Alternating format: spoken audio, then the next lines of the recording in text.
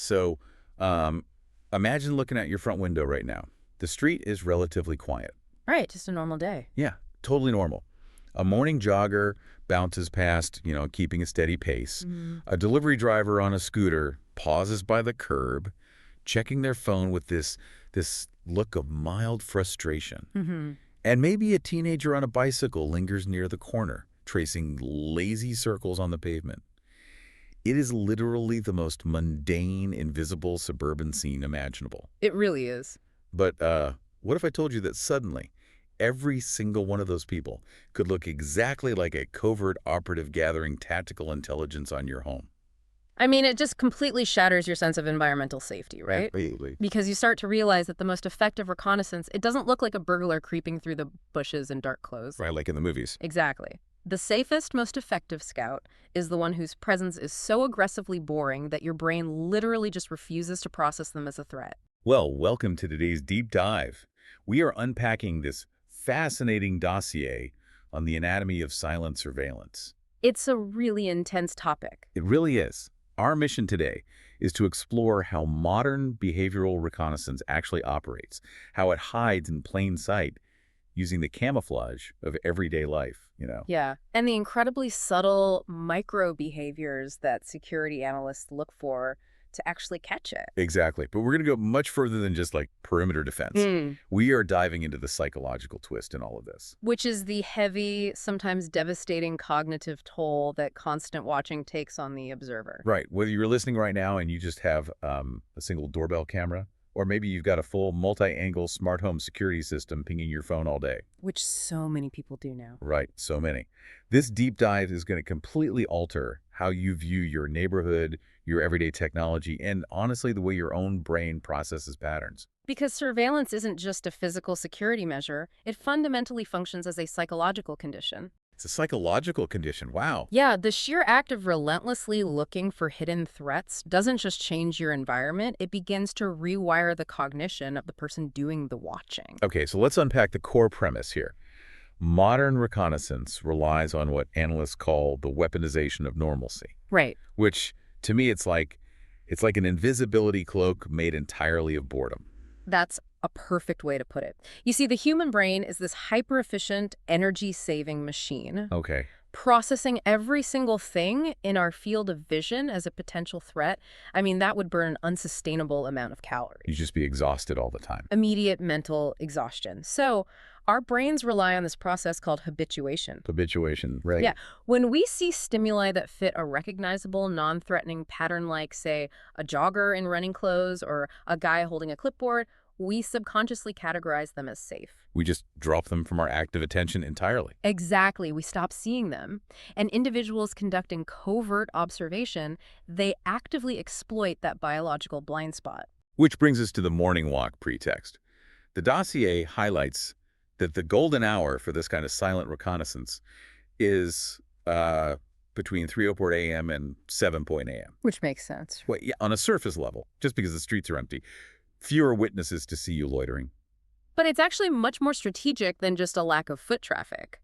Those pre-dawn hours provide a massive tactical advantage known as transitional lighting. Oh, this part was fascinating. Right. Just consider the physics of a glass window. When it's pitch black outside, but a resident wakes up at like 5:30 a.m. and turns on their kitchen light to make coffee. That window essentially becomes a one-way mirror. Exactly. The observer standing out on the dark sidewalk has perfect, illuminated visibility right into the home. But the resident looking out into the dark street just sees their own kitchen reflection. They're essentially blind to the outside world. And on top of that, morning routines are incredibly rigid. Oh, totally. My alarm goes off at the exact same time every single day. Most people are highly predictable. Lights turn on at specific times, automated sprinklers trigger, dogs are let out, commuter vehicles leave the driveway. So an observer spending just a few mornings in that 3:00 to 7:00 a.m. window can map the entire rhythm of a household with zero interaction. Zero. And if someone does happen to look out and see them at 5:30 a.m., they just rely on that habituation we talked about. Right. The person's wearing sneakers and a tracksuit, so your brain goes, oh, just an early jogger. Threat dismissed. Exactly. But there's another layer to this camouflage that's even better than workout gear. The smartphone. Yes, the smartphone has completely revolutionized public posture. How so? Well, before smartphones, if you were standing on a residential sidewalk for 5 minutes, just staring intently at a house, your body language would scream that you were observing that Yeah, house. you'd look completely unhinged. It was a highly unnatural way to stand in public, but now, Now you could just stop walking, hold a glowing rectangle at chest height, slowly pan it across a property, and everyone assumes you're, I don't know, lost on a map app. or reading a long text message, or playing an augmented reality game, it provides total plausible deniability. Attention camouflage. Exactly. You can engage in fake navigation or screen shielding, where you hold the phone up to block your face from a security camera. Or call camouflage, where you pretend to be deep in conversation while your eyes are actively scanning the perimeter. And society has completely subsidized this behavior, right, through the gig economy. Oh, the gig economy is the ultimate cover. Yeah. Think about a modern neighborhood. You've got food delivery, grocery delivery, package couriers, ride shares. All of these services require erratic transient movement. Right. So a delivery driver might roll past a house, throw their hazard lights on, idle for 2 minutes, get out, walk up to a gate, look closely at the latch, look at their phone, and then walk away without leaving a package. And 10 years ago, a neighbor would have absolutely called the police. Oh, without a doubt. Today, we just assume the GPS pinned the wrong address or the app crashed, We've completely normalized strangers wandering around looking closely at homes. which creates a huge problem for security analysts. Right, so let's pivot to that. If the camouflage is this good, if covert observers can perfectly mimic lost delivery drivers, how on earth do analysts actually catch them? Well, they don't focus on the broad activity. They look for the friction in the performance. Behavioral drift? Exactly. Behavioral drift and microgestures.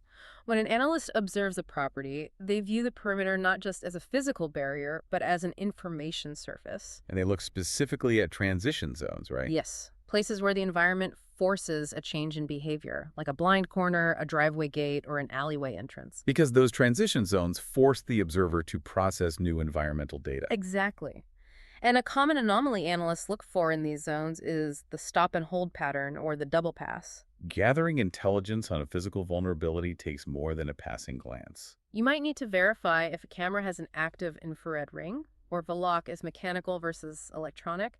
You can't process all that detail while walking at a brisk pace. Right, you need a few extra seconds of that, what's it called, foveal vision. Yes, foveal vision, the sharp, high-resolution focus at the center of your eye. So the observer might walk past the gate, realize they didn't get a clear look, and immediately double back. Which breaks their forward momentum and creates a behavioral anomaly. And this brings us to one of the most fascinating physical indicators, gaze-body discordance. Okay, yeah, explain this one because it's super interesting. Human biomechanics naturally want our eyes and feet to point in the same direction, right? Right. Your brain relies on the alignment of your visual focus and your vestibular system to keep you balanced. So genuine goal-oriented movement, like a real commuter walking to a bus stop, is forward-focused. Exactly, rhythmic and consistent. But if someone is trying to look like a commuter while actively trying to study the security cameras mounted on the eaves of a house to their left, They basically have to physically fight their own body's mechanics. their attention allocation doesn't match their physical trajectory. They're walking forward, but their head and eyes are locked at a 90-degree angle to the side. Which creates this drifting, slightly robotic gait. Yeah, their body language leaks their true covert focus, and suppressing that natural instinct requires conscious mental effort. Which creates stress. Mm-hmm. And when the body is stressed, it tries to self-soothe. Enter displacement gestures. Right. Touching the back of the neck, rubbing the ears, aggressively adjusting a medical mask. Or fake checking a bag over and over. These are psychological cover behaviors. The person feels exposed, so they create a physical distraction to give themselves an excuse to linger. Which ties directly into the anger triad. Yes, the physiological leakage that happens when an observer realizes they are being watched. Like if they suddenly notice a camera tracking them, or a resident steps out onto a balcony. Their brain registers a massive threat to their operational security. The cortisol spikes. And the anger triad is the physical manifestation of that spike. Exactly. Intense facial tightening, usually a clenched jaw, sudden rigidity in the shoulders, and abrupt, sharp behavioral reactions, like a very fast head turn away from the camera. And then, of course, there are biological sensors, meaning dogs. Dogs are wildly unpredictable variables. You can map a camera's blind spots, but you can't map a dog. And the dossier mentioned observers will actually provoke a dog on purpose. Yeah, to conduct response timing testing. They might drag a stick against a fence or walk aggressively close to the boundary line. But they aren't just checking if the dog will bark, right? They're timing the human response. Exactly. How many seconds does it take for the porch light to flick on? How long until the homeowner comes to the window? It maps the internal vigilance of the household. Okay, wait, let me pause here and play devil's advocate for a second. Go for it. Because putting myself in these scenarios, I see a massive problem. I travel a lot, right?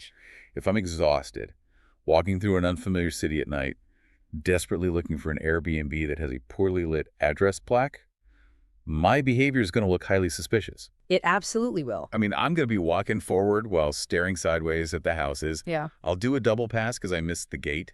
I might clench my jaw because my GPS keeps dropping and I'm stressed. You'll hit almost every indicator. Right. I might accidentally spook a neighborhood dog. Yeah. I am literally displaying gaze body discordance, displacement gestures, and the anger triad. Yep. So how do we not just suspect every single slightly confused delivery driver or lost tourist of being a covert operative? Well, you've just hit on the exact danger of this entire framework. You cannot definitively tell the difference. Wow. These physical indicators are profoundly ambiguous. A clenched jaw could be a reconnaissance scout whose cover is blown, or it could just be a guy furious about an email from his boss. Or a slow-rolling delivery driver might be actively mapping camera blind spots. Or you might just be exhausted and confused by a terrible navigation app. It is entirely circumstantial. Without knowing what is going on inside their head, the physical movements are identical. And that ambiguity is the pivot point where security becomes psychologically dangerous, doesn't it? Absolutely. When you introduce a framework of microbehaviors and threat indicators, it leads to the total collapse of neutral interpretation. We literally lose the ability to see a normal action as just a normal action. Which brings us to the psychological twist we promised at the beginning of the deep dive. Right. This isn't just about how to spot people watching your house. It's about what happens to your own mind when you take on the burden of constantly looking for these ambiguous micro behaviors. We shift from studying the watched to studying the watcher. You see, human beings are fundamentally pattern-seeking machines. It's an evolutionary survival trait. Exactly. In the wild, if you hear a rustle in the bushes and assume it's a tiger, you survive. If you assume it's just the wind, you might get eaten. We're hardwired to detect anomalies and connect dots. But, we aren't in the wild anymore. We're in the suburbs with smart home apps. And that's the problem. When a civilian is exposed to prolonged vigilance staring at security camera feeds night after night, they experience a psychological phenomenon called narrative pressure. Narrative pressure. So our brains can't tolerate random, meaningless events. Right. If we spend enough time looking at randomness, our brain forces a narrative onto it just to make it make sense. That's basically the frequency illusion, right? The Bader-Meinhof phenomenon. Yeah. You buy a bright red car, and suddenly you see bright red cars everywhere. Yes. But instead of red cars, your brain is actively searching for hidden conspiracies in the movements of the neighborhood kids. It is attentional amplification applied to threat detection. One of the clearest examples is environmental synchronicity. Okay, break that down for us. It's the incredibly dangerous cognitive leap where we assume that coincidental timing is actually coordinated, malicious action. Oh, like the dog barking at the scooter. Exactly. A neighborhood dog starts barking frantically at the exact same moment a guy on an electric scooter happens to cruise past your gate. Which is a totally normal urban coincidence. Happens a million times a day. But to a hypervigilant mind suffering from pattern inflation, that timing feels too perfect to be random. The observer assumes the scooter rider intentionally provoked the dog to test the perimeter response. The human mind takes a chaotic overlap of two unrelated events and injects malicious intentionality into it. And the research points out how this paranoia eventually bleeds into how we view completely innocent populations, like children. Proxy observation. It is genuinely unsettling. It really is. It's the darkest manifestation of surveillance fatigue. It involves interpreting a child's natural play as an operational strategy, like a kid riding a bicycle in repeated loops at the end of a cul-de-sac. They're just killing time on a Tuesday afternoon. But to an observer whose brain is warped by narrative pressure, that child might be viewed as engaging in deliberate route familiarization. Or they actually think the kid's parents sent them out there to normalize a presence in the area. Or a kid pointing at a cool bird in a tree suddenly becomes a covert hand signal. It's terrifying.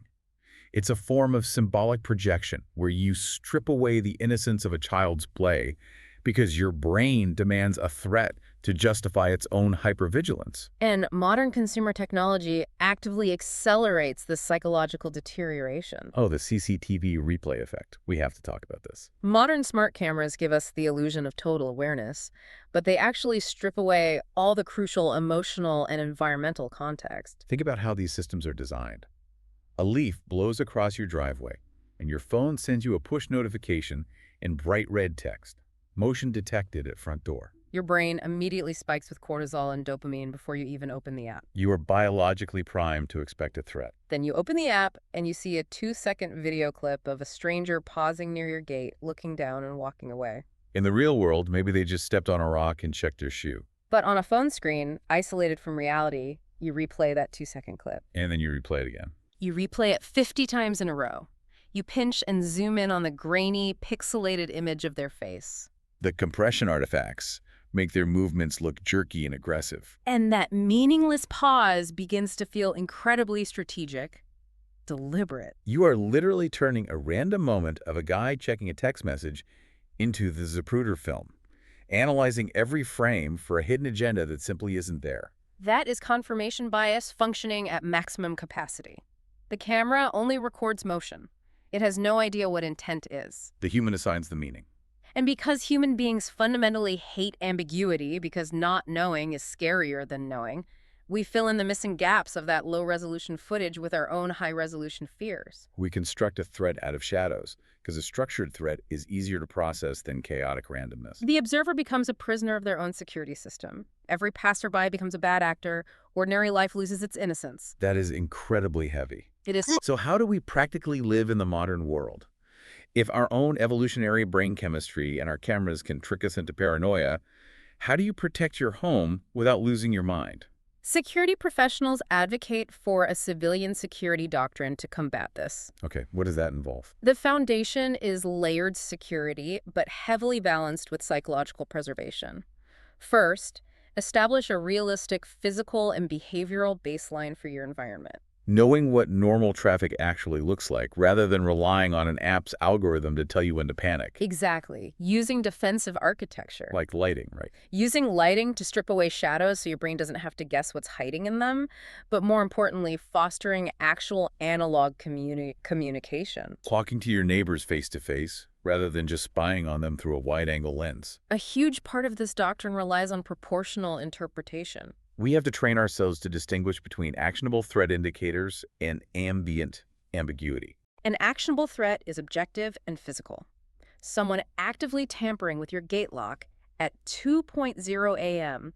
Direct, repeated harassment. But ambient ambiguity is like a delivery driver waiting 3 minutes too long across the street while finishing a sandwich in their van. You have to force a mental firewall between the two. So the ultimate realization here is that the goal of home security isn't to build a fortress where you monitor every single blade of grass. No, the goal is to preserve your own psychological peace. A secure home isn't just physically safe, it has to be psychologically livable. We have to purposefully force ourselves to tolerate a certain level of ambiguity. What is the point of security if it destroys the very peace it's supposed to protect? Exactly. If your camera system constantly damages your sleep, shreds your emotional regulation, and ruins your quality of life, you haven't secured your home. You've turned it into a panopticon. Yeah. And you are both the guard and the prisoner. Security without proportionality eventually stops protecting your peace and starts consuming it entirely. We have to actively choose to give people the grace of the ordinary. We really do. We have to let normal life just be normal.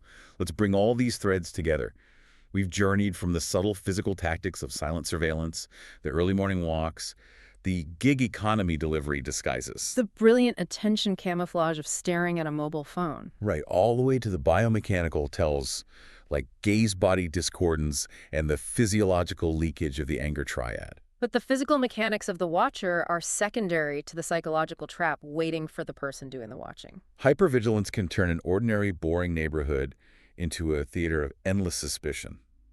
Watching fundamentally changes the watcher. It really does. So to you, listening right now, the next time your phone vibrates and the smart camera app tells you motion has been detected, and you see someone lingering near your driveway. Just take a breath. Take a breath. Establish your baseline.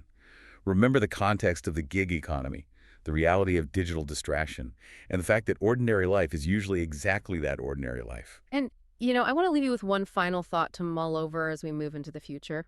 Okay, let's hear it. We've spent this entire deep dive discussing how our own human brains, combined with simple security cameras, are already training us to manufacture complex threats out of everyday ambiguity. Yeah. So what happens when we inevitably hand all of this residential footage, millions of hours of our daily routines, over to artificial intelligence and machine learning algorithms to analyze for us? Wow, yeah.